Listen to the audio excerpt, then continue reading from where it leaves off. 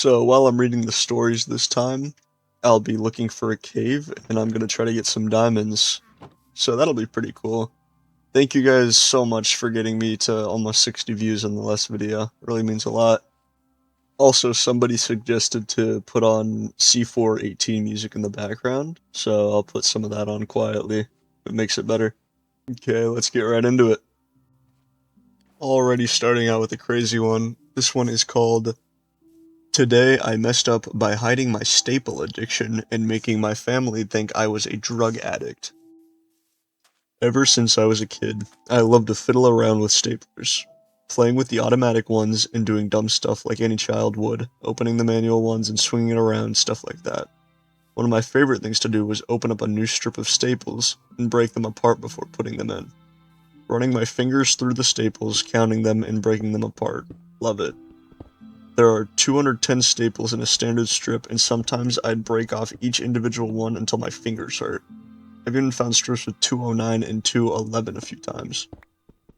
This progressed from me messing around with staples in second grade, to buying a box of staples every other payday to play with, to literally have a collection of different brands and sizes of staples in my college dorm to break apart. I had a problem, but no one was hurt, so who cares? Fast forward to the present day. I am a functioning middle-class adult with a wife and two children. I have a home, a normal car, an office job. I am by all accounts a normal human being. I still love staples. Working in an office with a supply room full of staples was a problem. I'd spend my lunch break in the room opening boxes and breaking apart staples to get my fix before returning to work. It got so bad over the course of a couple years that my boss changed our supplier because the boxes all had broken apart staples and were sometimes ripped. So I had to stop doing that. I turned to Amazon first, buying 10 boxes of staples at a time for about 20 bucks a pop. It wasn't enough. I went to 20, then 40. My wife got curious, then asked, "Why are you buying all of these boxes of staples?" But I brushed it off as a work issue that I'd get reimbursed for, and knew I had to change my methods. Over the course of a few months, I enabled myself. I started using cash only at different office supply stores around my town and neighboring towns. I would sit in my car and break apart staples before going to the next store.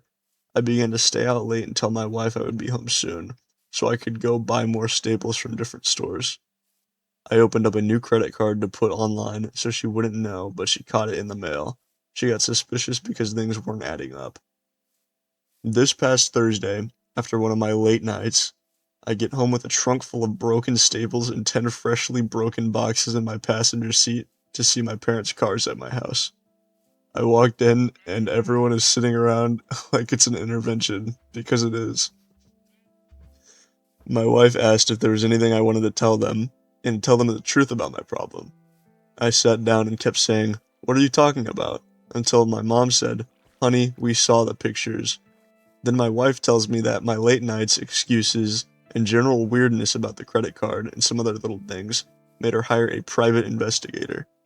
This man followed me around to office supply stores and watched me do something with what I had in the bag from multiple stores. It basically looked like I was a drug runner for Office Depot who was using some of the product for myself. At this point, my wife started to cry and my dad shook his head. I had to come clean and all I could muster was, "I like staples." The WTF looks I got afterwards turned disbelief, then concern, then fits of laughter when I showed them my car. I came clean. I backed this up by showing them my secret stash of used staples in my attic and explained the purchases on the card to my wife.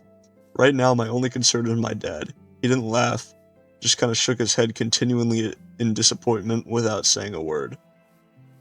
Believe it or not, I think therapy or addiction meetings may help, as my wife gave me these suggestions the day after. I may or may not do that, but the good news is I now can have a staple hour once I get home and my budget for staples is allowed by the wife for now. Okay, here are my thoughts on this.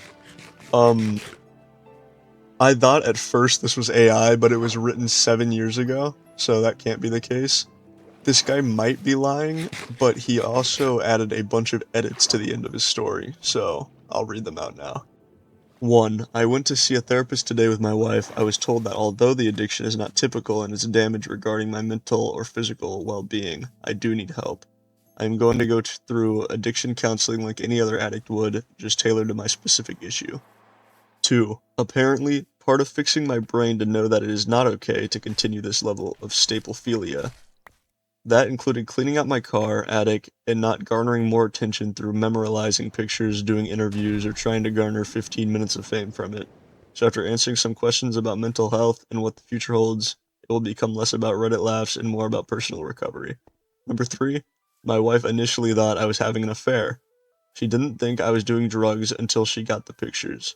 The PI just told her what he saw, and she deduced that I had an undercover type distribution thing going on with someone in the office supply business.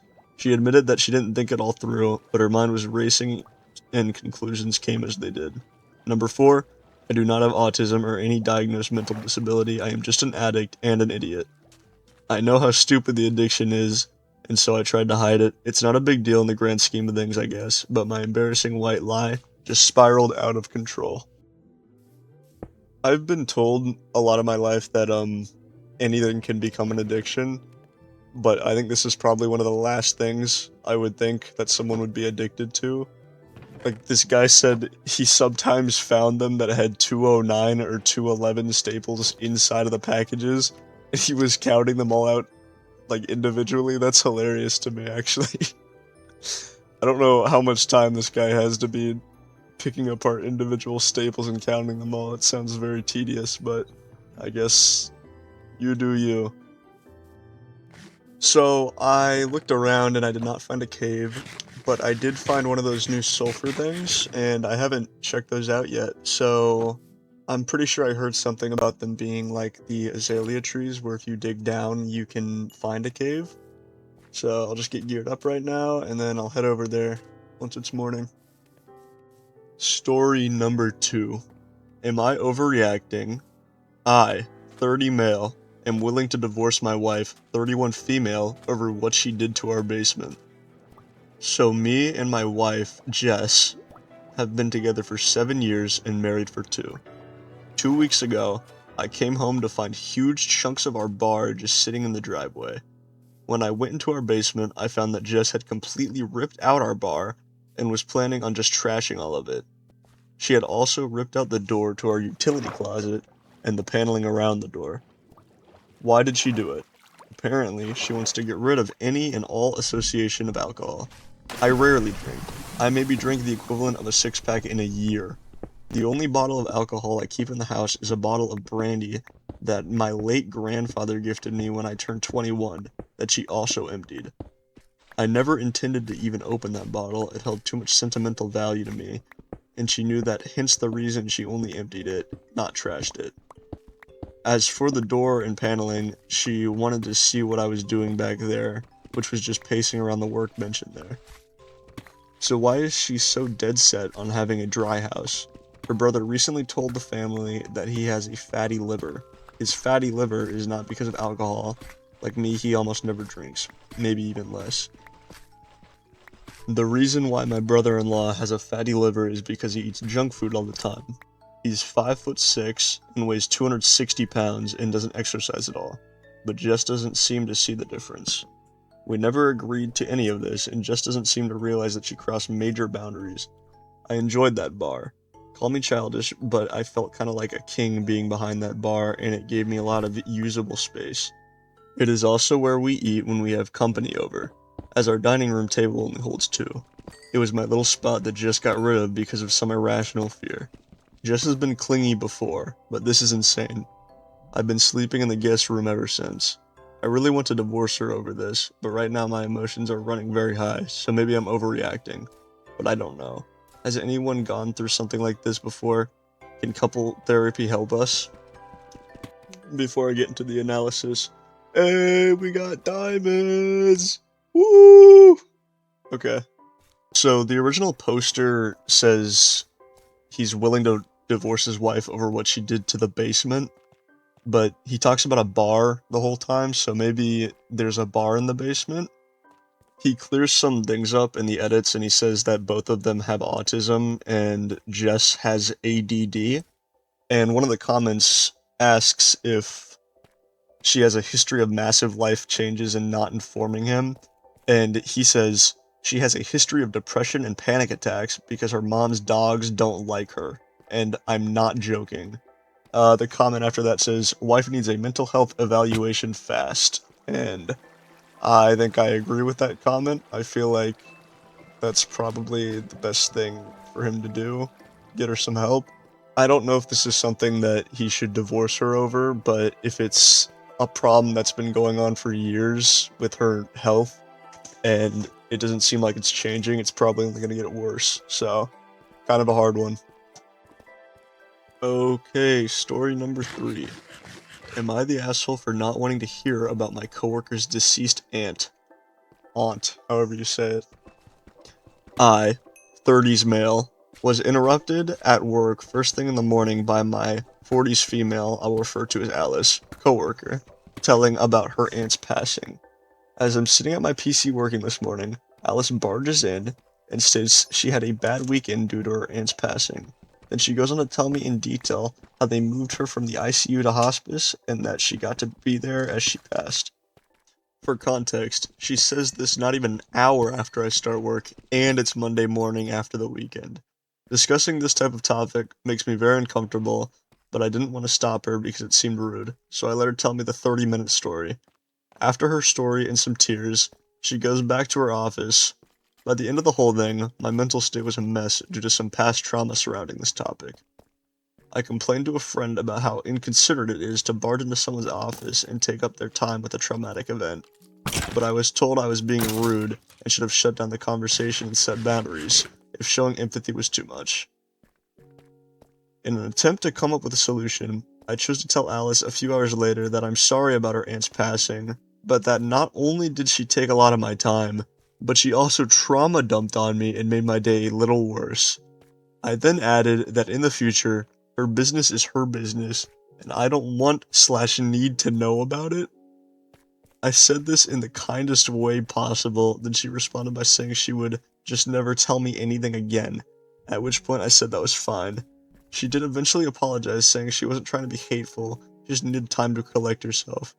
She keeps trying to be a close friend when I send clear signals I just want to be coworkers and nothing more. Am I the asshole for not wanting to be involved in her personal life/be her friend?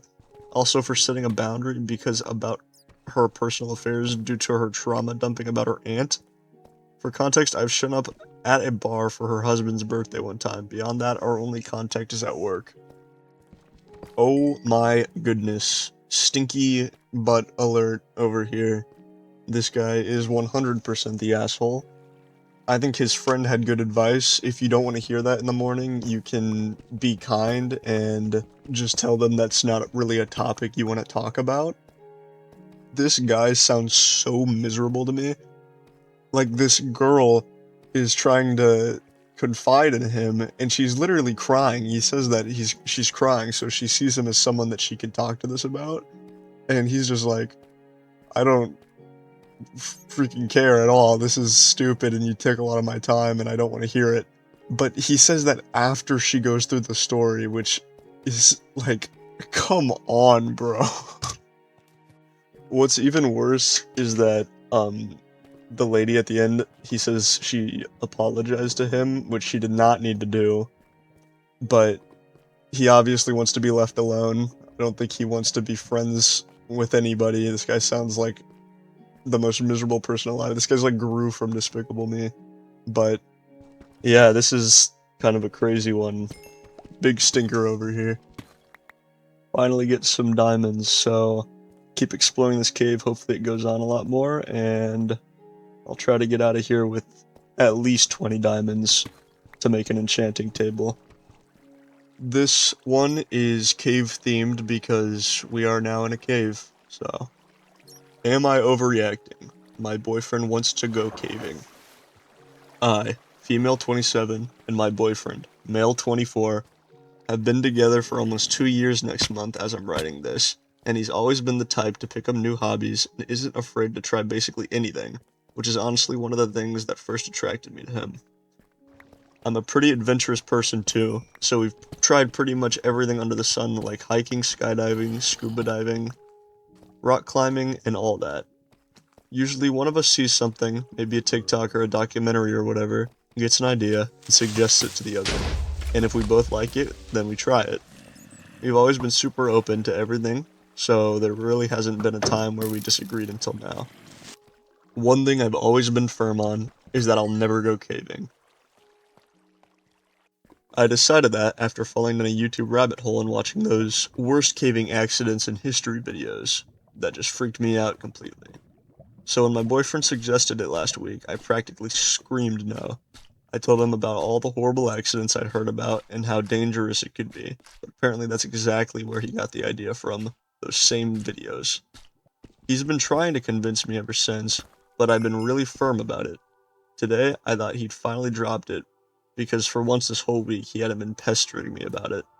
But then I caught him buying headlamps, helmets, and a bunch of other gear, and when I asked him about it, he told me he decided to go by himself. That's where I might have overreacted because I completely freaked out. Not just because he's going caving, and I'm scared for him, but because he's basically ignored everything I said and how upset it made me. I got mad, and I've been just giving him the silent treatment, but now I'm just scared he's gonna go without telling me, and if something happens, I won't even know. He's totally inexperienced, doesn't have a guide, and the cave he picked is Ellison's Cave, since it's the closest one to us. Am I overreacting? Maybe it's not that serious, and I'm just overthinking it, but I can't stop worrying about it. So, I think this person is not overreacting. I've also seen the videos, and I know about the Nutty Putty Cave, and I know about all the accidents.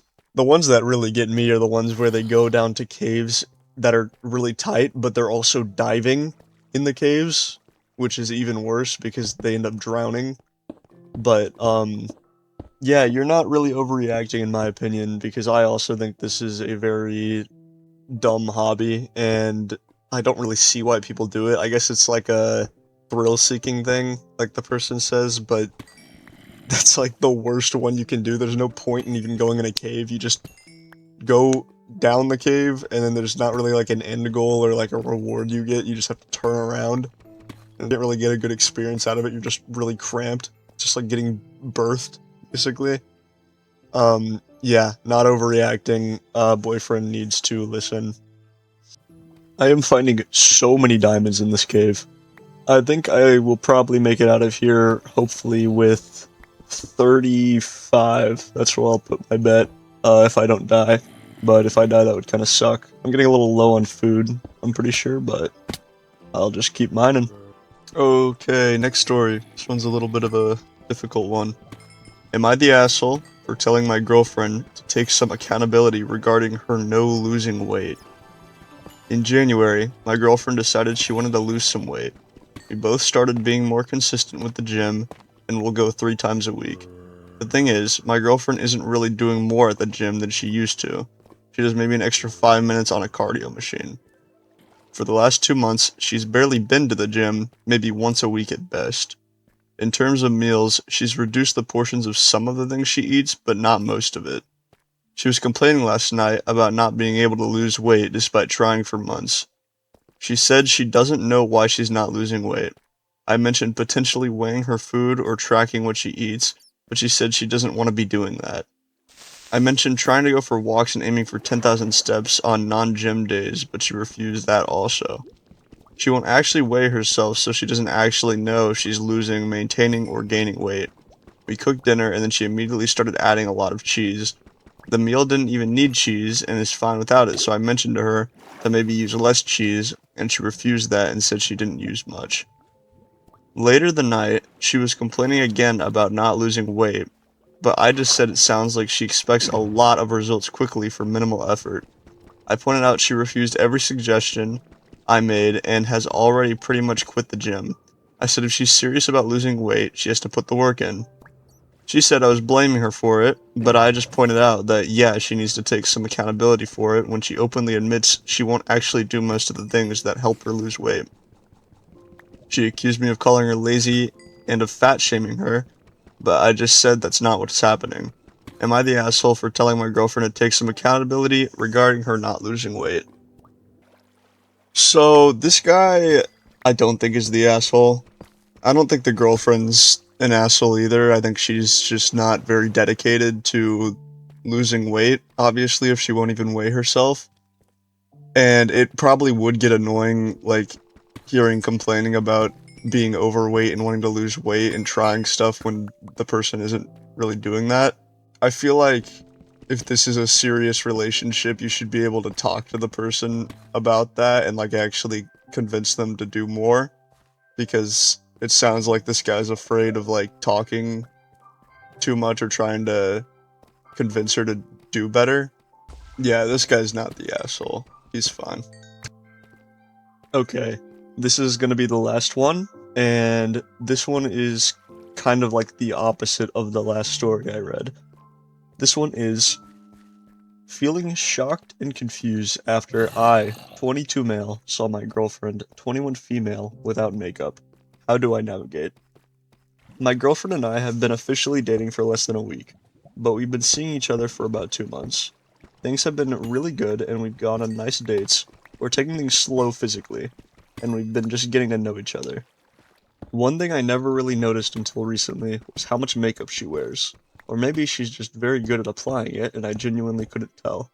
Her makeup always looked really natural, so I never gave it much thought. If I really paid attention, I might have seen a little skin texture, but nothing that stood out. The other night, we were at a party and both of us got tipsy. We ended up in a bedroom, the lights were off. We slept together that night with her face kind of smushed against my chest. I woke up before she did, and that's when I noticed. Most of her makeup had rubbed off during the night, and I saw her bare skin for the first time. She had really inflamed red areas on her cheeks and chin, breakouts on her forehead. It looked painful, like cystic acne. It shocked me because she looked so different from what I was used to. It was one of those moments where part of me, if I'm being brutally honest, felt kind of deceived. Which is harsh, I know. It was more shock than actual twinge of feeling turned off by how she looked. But it really did feel like I was seeing a completely different person. I started wondering if she thought I was too clueless to ever notice, or if she just hoped I wouldn't care. When she woke up, I think she realized what happened. She looked embarrassed and went straight to the bathroom and stayed there for a while. I told her it was okay, and that she didn't have to hide, and that her skin didn't matter to me. I said what I thought was the decent thing to say, but now I'm questioning if I actually meant it deep down, because truthfully, I haven't been able to stop thinking about how different she looked. I haven't ghosted her or anything, but I've definitely been keeping busy. I don't know what to say to her. She's picked up on it and is clearly anxious over text, but I still don't know how to respond without either lying or hurting her feelings. The whole thing has made me wonder if I rushed into this too quickly. She wanted some commitment, and I liked her enough to do that. Maybe I should have pushed back gently, and we should have spent more time dating casually, getting to know each other fully before getting official. I didn't expect to feel this way, but now that I do, I don't know what the right next step is. I know some people might read this and instantly call me shallow. I've already run that accusation through my own head, but here's where I'm genuinely trying to understand the line. To me, there's a difference between someone wanting to look their best to feel confident and put together, and someone consistently presenting a version of themselves that's so curated it creates a false baseline of what they actually look like. That distinction matters. Recalling some memories, I can tell now she wore full face makeup even for a casual coffee run. I've dated someone with skin issues before, but it didn't change how attracted I was to her. I fully understand that she doesn't owe me a full vulnerability, especially not early on. But do I need to agree with the idea that her use of so much makeup was also about presenting a curated slash false version of herself, and not just wanting to look her best? What if her idea of makeup is really to change her whole face? I'm not claiming to be the victim here, but I also can't say she's entirely without responsibility in all of this. She knew her natural skin might significantly affect how I saw her, and yet she allowed me to think this is what she looked like, so I am also a little miffed with her. I don't know if I want to break up with her. She's a good person, but if I continue dating her, I would want to force an honest conversation with her. So, in my opinion, this guy is pretty immature and a jerk. I don't think the girlfriend was trying to deceive him, like he says. I feel like that's probably a really intense assumption he's making. Probably she's wearing makeup because of being insecure about the acne, which is fine because a lot of people have acne and a lot of people cover it up with makeup. It might be an intense amount of acne, but there's no way if she has like cystic acne with really bad like bumps that looks painful she would be able to hide it with acne like perfectly. This guy's probably just really unobservant. The mining trip was successful and we got so many diamonds. If you like this video, please like and subscribe, and if I get 200 views, I'll make a part 3. That's about it. See ya.